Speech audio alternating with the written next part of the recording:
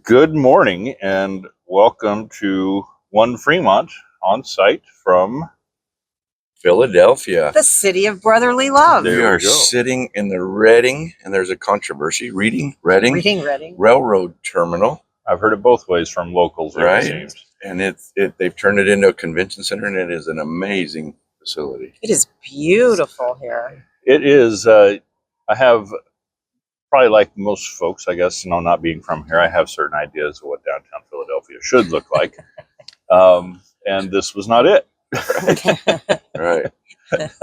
I had the same experience in Cleveland. You have a certain expectations for certain metro places, and it defied explanation and defied expectation. And so, no, this is especially the room we're sitting in. If we could describe this room, what do they call it? Is this the Great Hall? The Great Hall, yes. And so it sits right over the Reading Terminal Market, which is in and of itself It's a An amazing completely thing, yeah. incredible And experience. I tell you, this room is really cool because if you look on the floor, wish you could see this, but there are lines which represent the 13 railroad tracks that were underneath this at one time. And that's what each of these tracks represent. So it's a whole It grid. was a busy, hustling place back in the early 1800s. Well, and it still today is a busy, hustling, bustling place because we are here with the 90th Annual National Association of Counties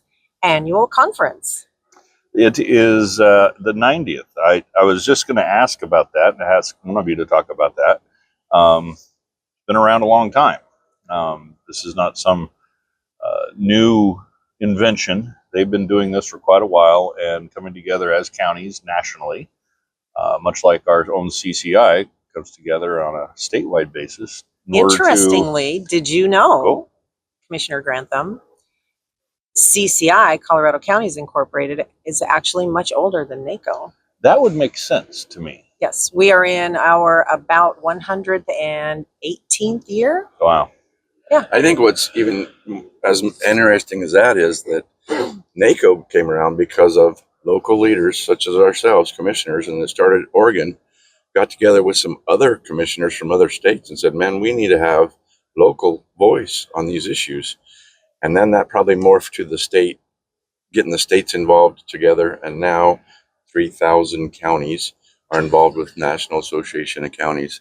It's pretty amazing. Right. And it really does come down to a local voice on a national level. Right. That's what we're doing here today. Right.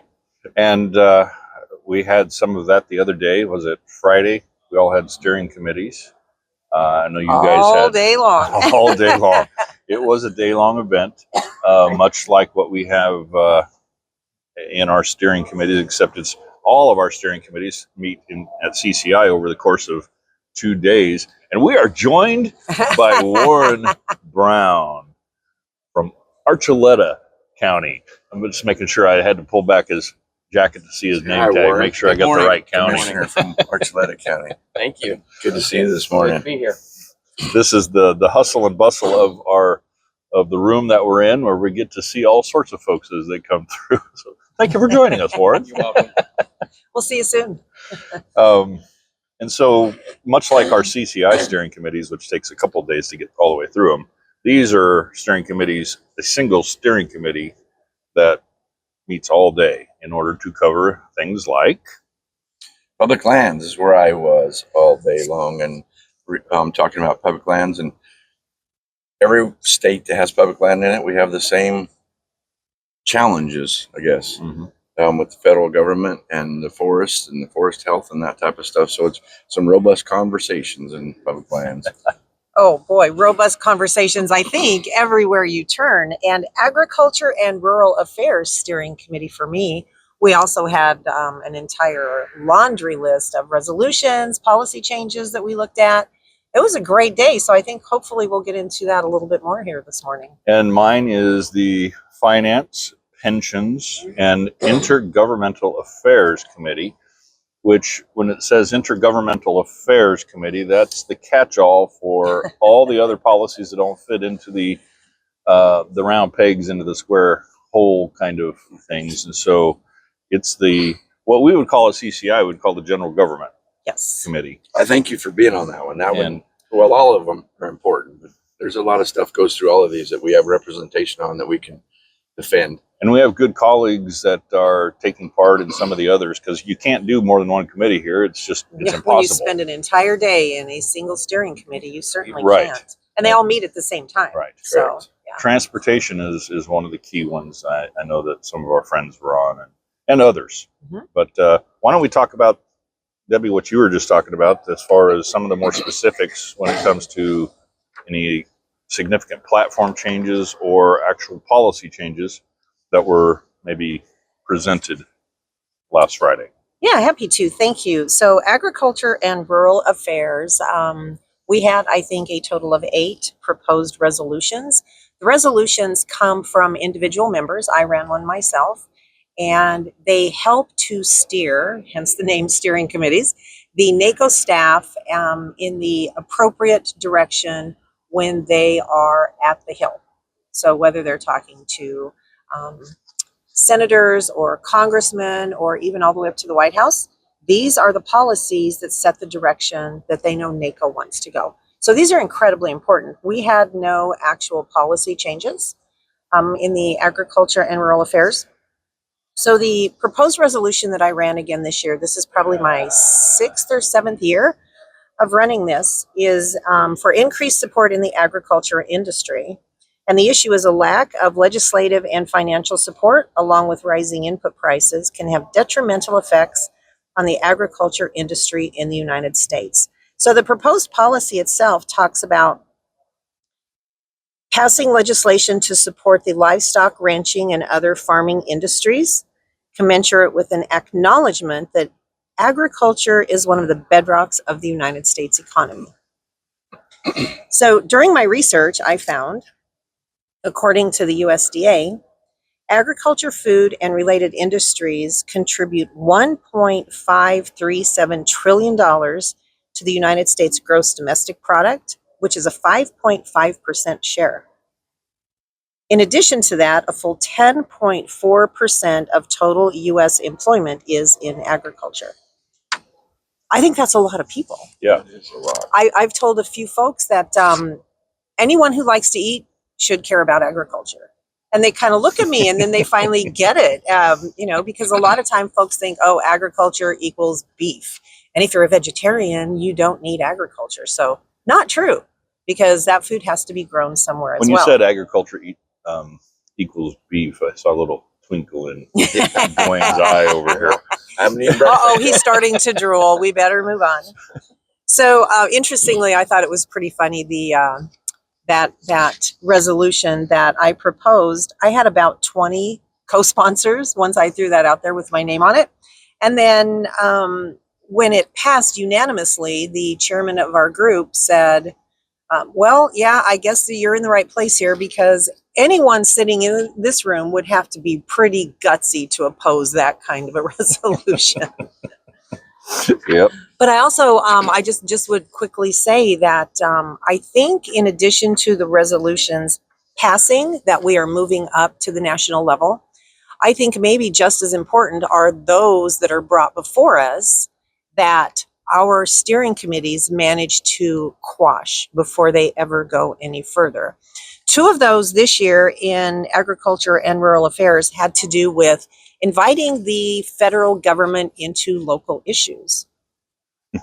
Our friends from California proposed both of these, which may shock you or may not. One of them has to do with shelters, humane societies, and animal well-being. And the feeling and opinion was we need to collect a federal tax or find money somewhere on the federal level to help alleviate these issues. And while I believe, being from Fremont County, we can all say, of course, it's always going to be an issue. There is never enough funding to go around to take care of animals, but this is not a space that we want to invite the federal government into.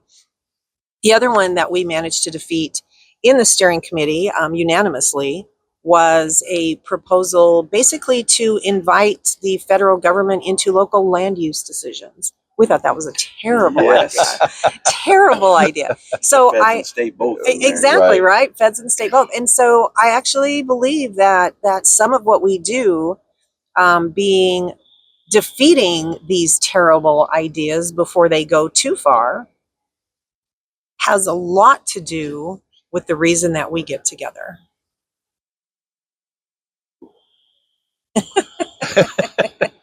I got a challenge coin here. This year, since it's the 90th year at NACo, they gave us a challenge coin for each one of us that attended, and it's a pretty cool reminder of what we got going on here. It's a pretty fancy challenge coin. So Yeah, Where did I've got one as well. And if you need to pick one up, go by I the do. store. by the I little do. store. Go by Ah, the store, NACo Just store. telling me what. Excellent. Yeah. So Pretty cool. that's what kind of some of the things that we tackled over about 8 hours in agriculture and rural affairs. But we public lands talk about a lot of the same stuff because the public lands also involve agriculture. We had 14 resolutions that went through. I had one of my own that I proposed a couple of years ago, and it's been on the top of NACo's list for the last couple of years. In fact, there was legislation introduced last year that got hung up in the Ways and Means Committee. It got introduced again this year, but we want to keep it on the front of NACo's plate as well so that they can advocate for it. But it is the 1099 rule, trying to change the cap of that, where you right now at $500, I think it's maybe $600, you have to do a 1099 for fire mitigation for anybody that does work on your property. Well, we're trying to raise that limit to $6,000 and actually change it to natural disaster mitigation, because that encompasses hurricanes, floods, tornadoes, any kind of mitigation that somebody's doing for natural disaster. That was among the 14 that we passed. We had two in the Public Lands Committee that had a little bit of conversation on. Some people don't agree with nuclear. Nuclear is a clean form of energy, and it is on the national level as well as the state level within the writings of being a clean energy. And there's kind of a push on that in some places. So that was a little bit of a discussion. However, that resolution passed without any amendments. Another one was similar. There was just somebody that didn't agree with some of the language, but they all got passed. And they're even down to targeted grazing on federal land. Some of the resolutions trying to get Congress to do what they used to do. They changed some of the policies that they have as far as grazing on federal lands, and trying to get back to that where guys that are running cows out there on those federal allotments don't have to deal with the bureaucratic red tape that goes through a lot of this stuff. So, and then that also dealt with recreation counties. Every county that has federal land in their counties has recreation, especially after the debacle lockdown that we had a few years ago. People found out about the federal lands and they're just getting loved to death, I guess is a way to put it. And counties are responsible for the roads that lead up to those. And then also search and rescue when somebody gets hurt. The sheriff's busy with those a lot of times. So trying to encourage the federal government to help step up with that and take care of the forest and take care of the law enforcement on those, and trying to be a better partner with us because they are in our backyards. So a lot of resolutions dealing with those kind of things. And these now go to a meeting that we have here in just a little bit, where we vote on those as a body of a NACo body. There's one representative from, I say one from each county. Some counties that are bigger have several votes. We have one, it's Fremont County. And we vote on those as a full body of the NACo association, and then they hopefully all pass. And most of the time at this point, they've been hashed out enough that they do get passed, and then they rise to the level of the NACo for them to go and lobby Congress with. So we're here today to do that. And I'd like to hear more about what you've got, Kevin. Well, just a little thing on yours. We were talking about nuclear energy. It's interesting how the tide has shifted on that, where we've been pushing on something similar to that, getting into the clean energy definitions on the state level, and that finally happened this last session in the legislature that we exist with. And I find it interesting that it actually happened at NACo too. Yeah. NACo is maybe not, how do I put it, as friendly to our way of thinking overall. But it shows that general sense of how that issue is shifting on a national level. But just to be clear, we had an all-day session yesterday, and we had wind, solar, gas, coal, nuclear, um, almost any form of power, hydro that we discussed. So it's not just that discussion. Right. I think we need all of those together in unison. The all of the above. All of the Yeah. above. There's so much power being drawn now for whatever reasons, these data centers and stuff like that, that it takes more than what we actually have. And solar and wind can only put so much into the system. The other problem is the infrastructure that Right. it's feeding into. It is not up to snuff to handle what is being produced at times. We have an aging infrastructure. We have a lack of new facilities producing more energy, and demand is only increasing. And the push over the last 20 years or so of the so-called renewables is not filling the baseload demand increase. So interestingly, I was in a meeting yesterday morning with a colleague of ours from upstate New York. He had to leave the meeting we were in because he had on Sunday morning, very early, he had a meeting with the governor of New York because in his county, they are trying to bring forward a fourth nuclear plant. They already have three. Wow. And they're looking for a fourth. And the county wants it, the commissioners there want it, and there are others who are trying to keep it out. It sounded like including the governor, but I really am not certain. I don't know all the ins and outs, but he just said it was an incredibly important meeting they had to go and have with the governor because they're trying to get this fourth facility there. And so, well, it's amazing the conversation with nuclear too. You first think of Chernobyl, and there's been so many advancements in nuclear that it is a clean form of energy for one, but the waste, they've got it down to less than 5%, and they're working on something to do with that 5% of waste. And it also doesn't have to have the stream of water. It's kind of recyclable water, I guess you'd call it. It recycles itself and reuses it. So there's been so many advances on it that it's not the stay away from danger that it used to be, which is interesting. I mean, it's just like any other technology. Well, one of the biggest arguments has always been, what about after? What do you do with the spent fuel rods, the waste, the so-called nuclear waste?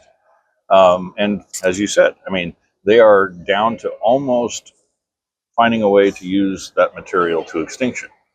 5% is pretty darn close. And we have the same thing with solar panels.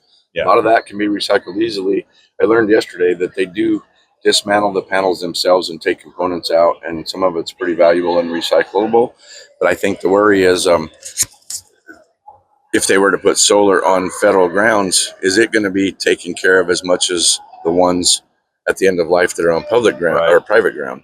So there's that conversation as well. And it's the same with nuclear. The footprint of a solar field is so much larger than even a windmill or a nuclear plant. So there's so many considerations on all these. It's not just do it and be done. You got to think about all kinds of different avenues.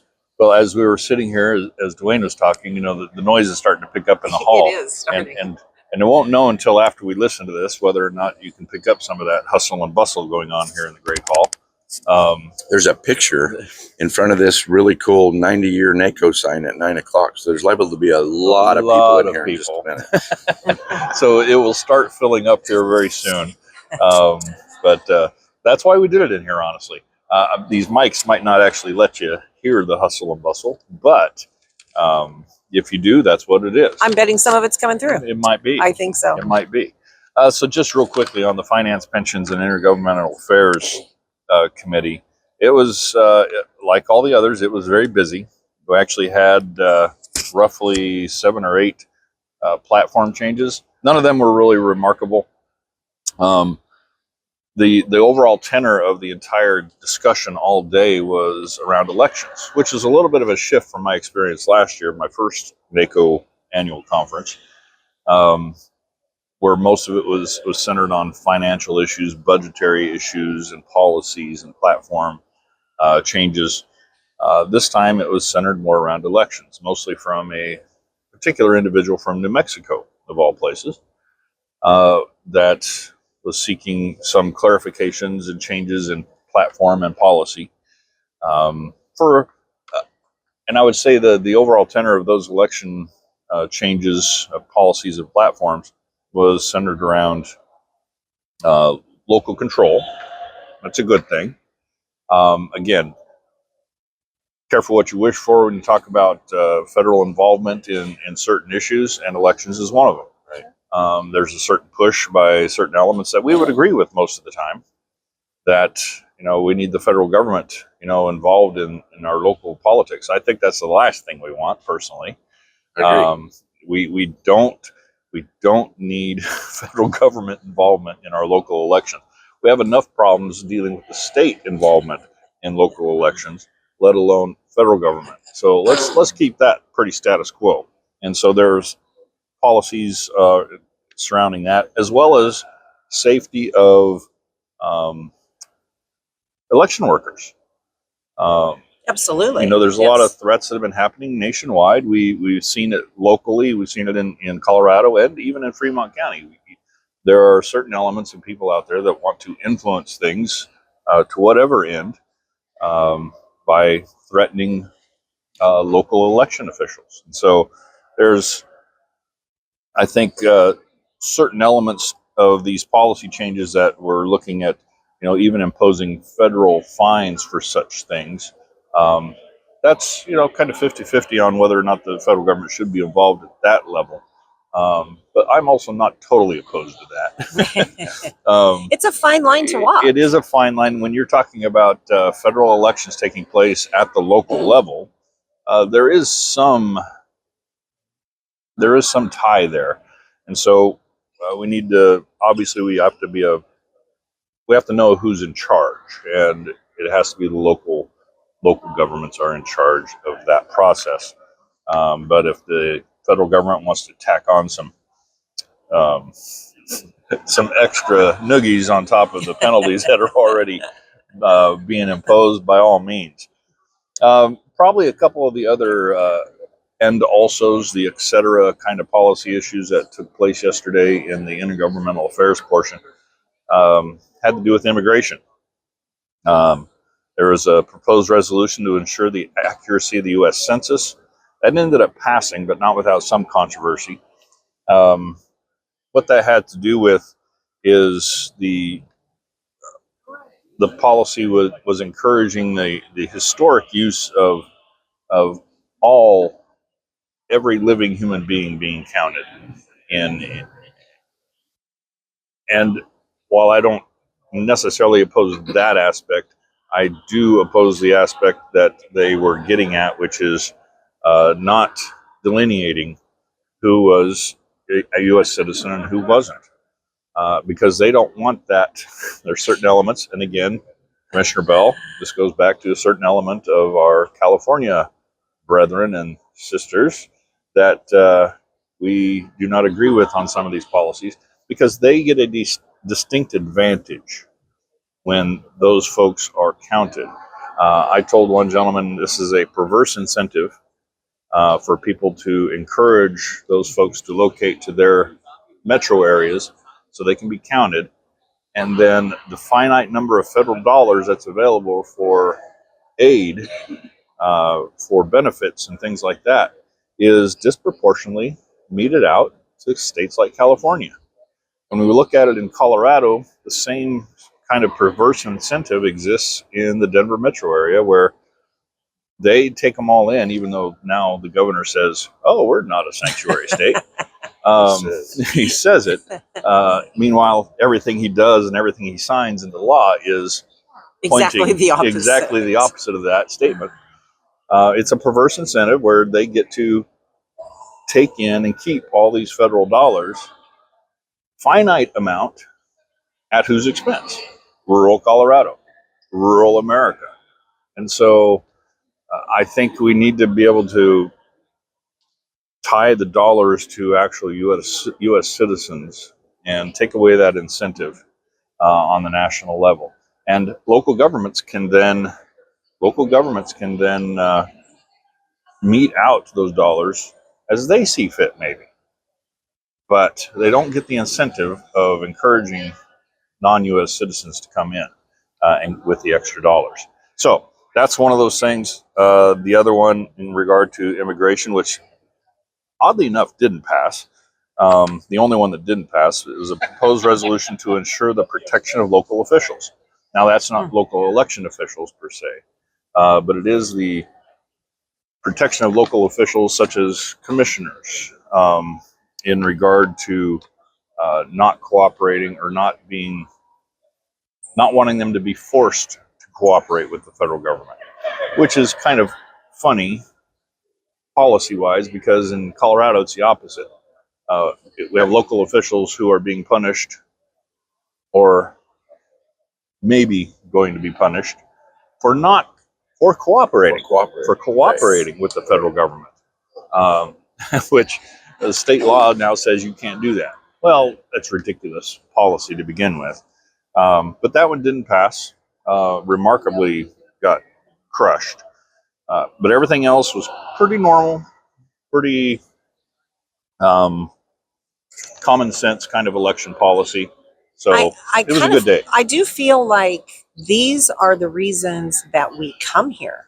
Yeah. These are the reasons that we are standing up for our citizens. We are advocating for every citizen of Fremont County, for our voters, for the people who surround us every single day. We are here because of our community to keep front and center the issues that are important to us, to help defeat the issues that would be so bad for Fremont County, and to move forward the things that can actually help us on a local level.